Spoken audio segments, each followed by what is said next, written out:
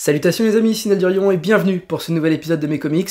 Alors aujourd'hui, un énorme coup de cœur, encore une fois j'ai envie de dire, parce que cette année, beaucoup de pépites à mon actif, et tant mieux, parce qu'au moins je mets mon argent là où il faut. Ça n'a pas toujours été le cas, comme vous avez peut-être pu le voir au cours de quelques épisodes sur ma chaîne, où j'ai lu des grosses dingueries, mais dans le mauvais sens du terme. En tout cas, vous l'avez peut-être remarqué, mais le setup a un petit peu évolué, pour ne pas dire complètement, mais ça vous le verrez sûrement dans ma vidéo Achat Comics du mois de février qui sortira la semaine prochaine. Et croyez-moi, je pense que ce sera la vidéo la plus grosse de l'année 2023, puisque là, sur ce mois de février, ça a été déjà mon anniversaire, et du coup, pas mal de comics pour cette occasion-là, et aussi des affaires incroyables que j'ai pu faire sur Le Bon Coin et consorts. Honnêtement, je crois que la vidéo va faire une demi-heure. Sans plus attendre, la pépite d'aujourd'hui, il me tardait de vous la présenter. Il s'agit de Superman for All Seasons chez Urban Comics. 216 pages, je ne me rappelle plus du prix, mais je crois qu'on est aux alentours de 20 et quelques euros. Alors vous le savez, moi chez Urban, la politique tarifaire, j'ai aucun souci là-dessus. Alors évidemment, ils sont pas du même acabit que Delcourt, qui eux sont intouchables au niveau de prix, c'est un truc de fou comment c'est génial. Mais c'est un parfait compromis entre du Delcourt et du Panini, voilà. Donc moi, Urban, c'est toujours mon éditeur numéro 2 dans mon cœur, avec évidemment Delcourt en premier, qui est un petit peu dur à détrôner, je dois bien le reconnaître.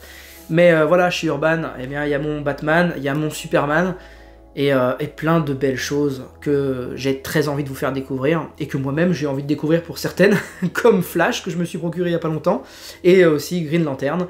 Voilà, c'est mes objectifs sur 2023, c'est Green Lantern et Flash. Ouais. Revenons à nos messieurs en cape rouge écarlate, puisque Geoff, pas du tout, pas Geoff Jones, non, Jeph Loeb.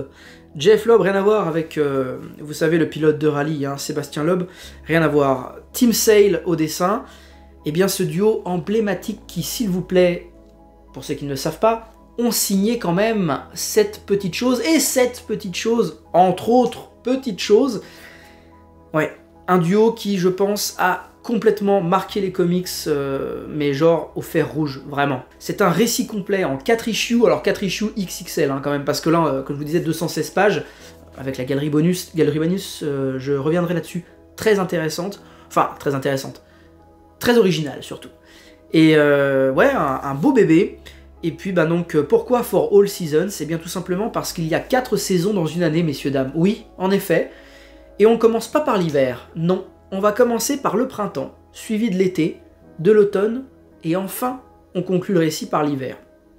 À chaque saison, un chapitre donc, vous avez compris, 4 issues, 4 saisons, et bien un narrateur différent à chaque fois, le père de Clark, Lois Lane, Lex Luthor, et Lana Lang. 4 saisons, 4 narrateurs, tous différents, mais tous ayant un lien plus ou moins intime avec Clark, ou du moins Superman, et donc ils vont se donner un petit peu... se livrer à cœur ouvert, j'ai envie de dire. C'est un petit peu comme s'ils écrivaient leur journal intime, pardon, tout en s'appuyant sur leur rapport avec Superman ou Clark Kent, hein, je le répète, hein, comme Jonathan Kent, lui, ne parle pas de Superman, il parle de son fils Clark, fils adoptif évidemment. Lana Lang, qui elle, je trouve, a eu le discours le plus touchant avec Jonathan Kent. On est très loin de ce qu'a pu faire Tim Sale et Jeph Loeb sur Un long Halloween ou Amère Victoire, par exemple, avec Batman. Alors évidemment, c'est pas du tout la même ambiance quand on est avec Batman. Mais là, c'est déjà en termes de colorimétrie, c'est des couleurs très chatoyantes. Ça vient surtout du fait que le costume de Superman, on est loin d'un costume de ninja, évidemment. Mais, alors oui, le dessin de Tim Sale peut diviser, parce qu'il est quand même assez atypique. Certains diraient rétro, j'ai envie de dire, ok, peut-être rétro, mais c'est pas si rétro que ça, les gars. Toute fin des années 90, c'est sorti cette affaire. Et 1998-1999, c'est sorti à cheval entre les 2 années. Et donc, Urban nous l'édite aujourd'hui, hein, c'est sorti en 2023, là, il y a quelques temps. Je crois que c'est quelques semaines. Et c'est vraiment super. J'ai passé un moment, mais imaginez-vous tout simplement, voilà, sous votre plaid, devant la cheminée, vous lisez ça, aucun enjeu, il n'y a pas de continuité, rien du tout. C'est parfait, j'ai envie de dire, pour débuter Superman, ouais, carrément. Carrément, vous pouvez mettre un pied dans la psychologie, par contre, du personnage avec ça, sans aucun souci. Le dessin de Tim Sale, effectivement, peut diviser. moi j'ai envie de vous dire, essayez de vous accrocher quand même, parce que ça fourmille de détails. C'est chaque décor qu'il réalise a toujours plein de petites choses par-ci, par-là. Par contre, il y a un truc qui fonctionne pas à mon sens, c'est tout ce qui est double page et splash page. Quand on utilise ce type de rendu graphique pour illustrer quelque chose de, normalement de gigantesque, en tout cas de grandiose, voilà, on utilise quand même 2 pages ou une entière, hein, splash page, double page et tout, double page, eh bien, on s'attend vraiment à ce que ce soit quelque chose qui nous frappe les yeux, quoi, que ça soit un truc, waouh. Mais avec Team Sale, ça marche pas. Alors c'est un petit peu ça mon bémol, et c'est le seul que je vous donnerai sur le dessin de Team Sale, c'est que tout ce qui est censé être grandiose, épique, ne l'est pas vraiment à cause de ce trait très minimaliste, très très fin, et bien d'une palette de couleurs aussi qui est quand même assez primaire, hein, il faut le dire, il n'y a pas beaucoup de mélange. Mais c'est très très bien. C'est très très bien. Moi je vous le dis, c'est un super moment que vous passerez avec ça. Et pourquoi pas, découvrir cette année Superman chez Urban, ça me semble être une très belle porte d'entrée. Et après, pourquoi pas embrayer sur des récits que je vous présenterai un peu plus tard sur la chaîne. En tout cas, celui-ci, pas de souci, vous pouvez foncer tête baissée, et puis franchement, vous passerez un très très bon moment. Mais maintenant, concernant un petit peu l'histoire, je vous l'ai un petit peu dit précédemment, mais pas d'enjeu, pas de grand antagoniste qui va venir tout bouleverser, ou tout ça. Non, prenez ça vraiment comme une présentation de l'univers de l'homme de demain, hein, on l'appelle aussi comme ça, Superman. Mais c'est surtout un récit de la passation de l'âge adolescent à l'âge adulte.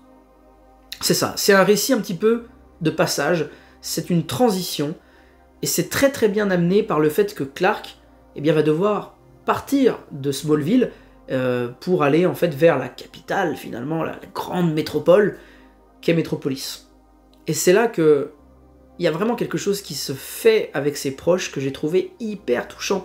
Franchement, Jonathan Kent et Martha Kent, et puis même la petite chienne Shelby, tous ces rapports que Clark entretient avec ses personnages, et puis Lana Lang que je mets là-haut, quoi. Franchement, par rapport à Lois, moi, Lana Lang, attention, dans ce récit, hein, j'entends bien, même un petit peu quand même dans tout ce qu'on connaît sur l'univers de Superman, je pense, comme vous et moi, on a tous vu Smallville, la série, Lana Lang, ça restait pour moi le must, hein, quand même, hein, mais bon, voilà.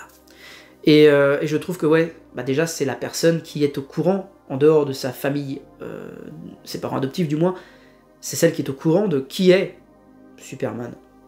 Il faut savoir que Lana, elle se voyait mariée avec Clark, et que quand elle a appris son secret, en plus c'est Clark qui lui révèle, mais ça je ne vous gâcherai pas la surprise de la découverte, enfin moi je le savais déjà comment ça se passait, mais vous verrez, c'est vraiment super touchant.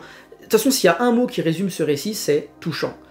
Et vraiment, nous, ce qu'on veut quand on lit des comics, ou quand on lit plein de choses, hein, finalement, c'est là où on se rejoint un peu tous, c'est que quelque chose nous laisse une marque plus ou moins indélébile, mais qui nous laisse quelque chose. Que quand on referme le bouquin, il y a un truc différent, il y a un truc qui s'est créé, et c'est ça qu'on recherche, en fait. Alors évidemment, on va découvrir Clark qui arrive à Metropolis, un petit peu chamboulé, notamment par le fait qu'il s'impose d'être le meilleur homme sur cette terre, le meilleur homme pour cette terre. Il veut aider un maximum de gens, et ces gens justement qu'il veut aider, et qui d'ailleurs pour lesquels il va tout mettre en œuvre, jusqu'à un petit peu s'oublier lui-même d'ailleurs à ce moment-là, et ça c'est très intéressant, ces gens-là se disent, mais bon sang, avec de tels pouvoirs, ce mec-là, il ne les utilise pas pour son propre... pour ses propres besoins, finalement, pour aller dans des dérives. Hein, tout simplement, vous avez les pouvoirs de Superman, vous allez exploser la première banque que vous voyez, pour eux, ils se disent, bon sang, c'est un mec, en fait, qui est hyper altruiste, alors qu'il a des pouvoirs qui lui permettraient littéralement de faire absolument tout et n'importe quoi sur cette terre. Et il ne le fait pas. C'est là où on se dit, déjà, son éducation a eu une importance cruciale. Donc ses parents adoptifs peuvent être très très fiers, et je pense qu'ils le sont, mais il faut attendre un bon moment dans le récit pour qu'on les entende dire « Notre fils est quelqu'un de bien », je pense qu'on a bien fait notre travail, et ça fait plaisir de voir ça, de voir un petit peu tout ce travail rétrospectif, en fait. Ça, c'est vachement, vachement sympa.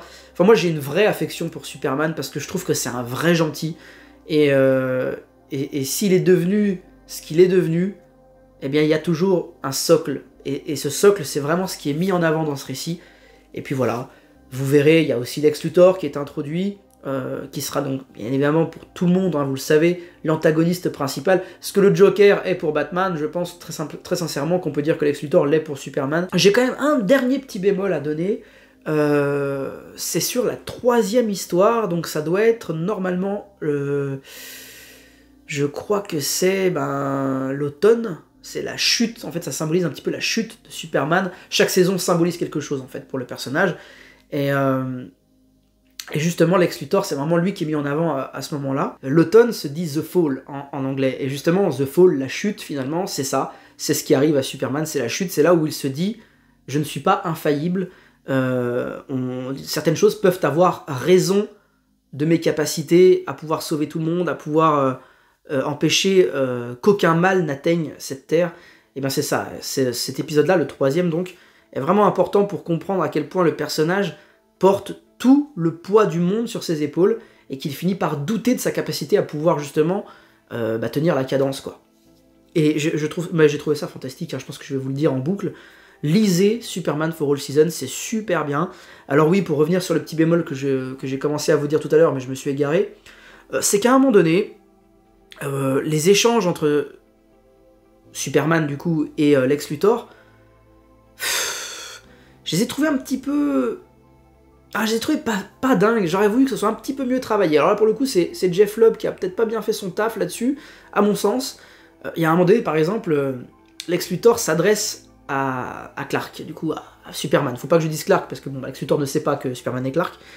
Il s'adresse à lui, il est dans son appartement type penthouse à Metropolis, donc il a un vitrage qui, je pense, est de type quintuple, hein, et il sait que Superman peut l'entendre. Superman est dehors en train de le regarder parce qu'il le soupçonne d'être responsable de quelque chose, mais vous le découvrirez. Et Lex s'adresse à lui, comme ça, en lui parlant, en disant machin, machin, machin. Et en fait, Clark lui répond verbalement pareil. Et Lex, il entend. Et je trouvais que là, il y avait un petit problème quand même, parce que Lex Luthor dit « Je sais que t'arrives à m'entendre avec tes capacités extraordinaires et tout. » Mais du coup, Clark, Superman, lui répond comme ça, verbalement aussi. Bah, ça devrait pas fonctionner. Et en fait, ils se parlent à travers une baie vitrée qui est à peu près de... comme ça, quoi.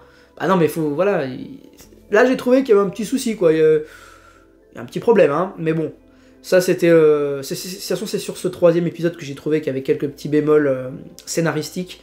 Parce que c'est pareil, vraiment le synopsis de ce 3e épisode, tout simplement, il y a quelque chose qui s'est répandu sur la ville de Metropolis, et Superman est carrément dans le mal pour pouvoir résoudre le problème, et on introduit un personnage féminin à ce moment-là que j'ai trouvé ultra bof, qui a un traitement qui aurait dû être bien meilleur, je pense, et puis c'est un personnage qui a eu un lien à un moment donné avec Superman, et du coup on l'introduit un peu plus tard dans une version un peu spéciale, et j'ai trouvé que là par contre c'était vraiment pas dingue. Là c'était quelque chose digne des années 70 honnêtement, et les années 70 les super-héros, moi j'ai un petit peu de mal.